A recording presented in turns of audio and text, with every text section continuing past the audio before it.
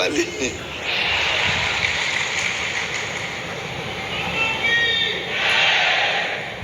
अतिथि शिक्षक महापंचायत में हमारे बीच पधारे हुए मध्य प्रदेश के हमारे स्कूली शिक्षा मंत्री आदरणीय इंदर सिंह परमार जी, भाई भारतीय मजदूर संघ के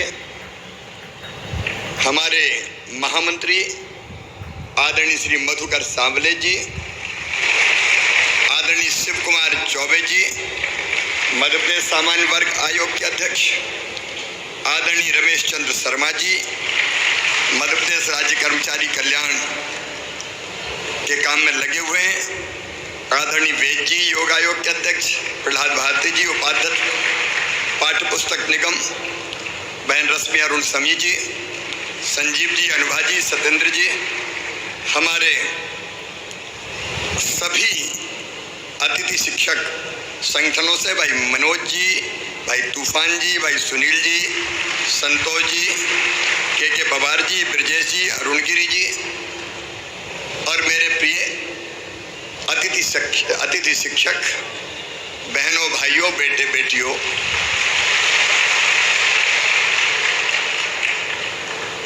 पिछली सरकार ने शिक्षा की व्यवस्था ठीक करने के लिए कभी ठोस कदम नहीं उठाए थे और एक अधकचरी व्यवस्था हो गई थी। गुरुजी, शिक्षाकर्मी, बाद में अतिथि शिक्षक, और इनकी जिंदगी अगर देखें तो ऐसे अनिश्चितता के भंवर में फंस गई थी कि करें तो क्या करें इतने साल पढ़ाने के बाद। मैं एक आपके योगदान को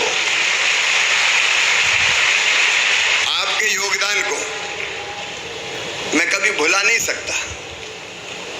जब रेगुलर शिक्षक नहीं थे तब अतिथि शिक्षक के रूप में आपको पढ़ाने का दायित्व सौंपा गया और मुझे प्रसन्नता ये कहते हुए कि अधिकांश अतिथि शिक्षकों ने पूरी कर्तव्य निष्ठा के साथ अपने दायित्व का निर्वाह किया,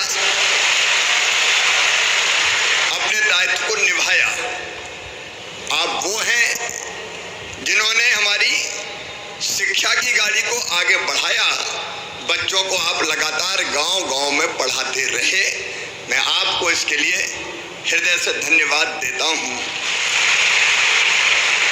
आज मैं शिक्षा पे कोई भाषण देने नहीं आया क्योंकि वो समय समय पे हमारी चर्चा होती रहती है, लेकिन मित्रों, मैं अपनी ड्यूटी मानता हूं कि जिन लोगों ने जी जान से अपने सामर्थ्य और अपने क्षमता के अनुरूप बच्चों को विद्या का दान दिया, उनकी जिंदगी भी कुछ बेहतर की जाए।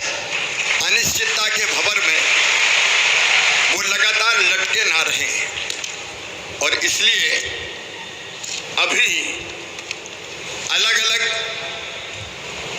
पीरियड के अनुसार आपको मानदेय देने की व्यवस्था है। अब ये पीरियड के हिसाब से नहीं होगी, अब महीने के हिसाब से मानदेय की व्यवस्था होगी और मानदेय भी जो हम तय कर रहे हैं, वर्तमान जो होता है अतिथि शिक्षक वर्ग 1 9,000, इसके स्थान पे 18,000 रुपया दिया जाएगा। अतिथि शिक्षक वर्ग 2 7,000, उसकी जगह 14,000 और 3 को 5,000 की बजाय 10,000 रुपया ये मानदेय किया जाएगा। और अभी शायद हर महीने करते हैं अनुबंध, क्या करते हैं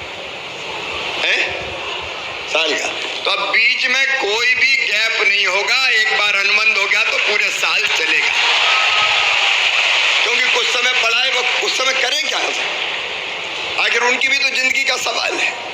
और इसलिए एक बार अनुबंध का मतलब साल भर उनकी सेवाएं चलेंगी। लेकिन इसके साथ साथ अब इस अनिश्चितता के भंवर से निकालने की भी एक परमानेंट कोई योजना बनानी पड़ेगी और इसलिए हम एक शिक्षकों की भर्ती में अभी तक अतिथि शिक्षकों को केवल 25% का आरक्षण था, अब 50% बढ़ा के किया जाएगा। क्योंकि जो पढ़ा रहे हैं, जो अनुभवी है, वर्षों का व्यवहारिक ज्ञान जिनको है, अगर वो भर्ती होंगे तो मैं समझता हूं कि वो बेहतर ढंग से बच्चों को पढ़ा सकेंगे, बेहतर ढंग से बच्चों को पढ़ा सकेंगे।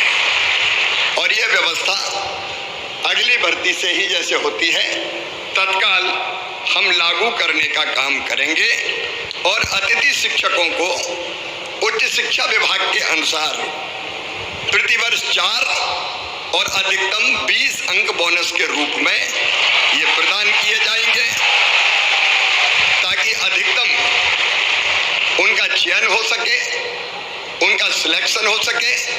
आप पढ़ाने का काम कर रहे हैं लेकिन पूरे मान और सम्मान के साथ पढ़ाएं।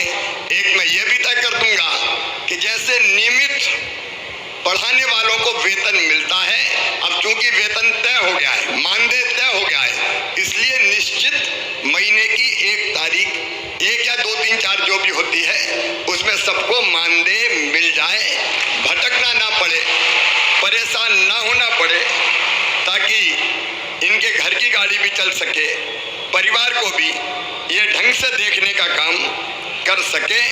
और एक मैं गुरुजियों की तरह एक योजना बनाऊंगा कि जिसमें पात्रता परीक्षा लेके भी हम अतिथि शिक्षकों को नियमित करने की दिशा में आगे बढ़ सकें।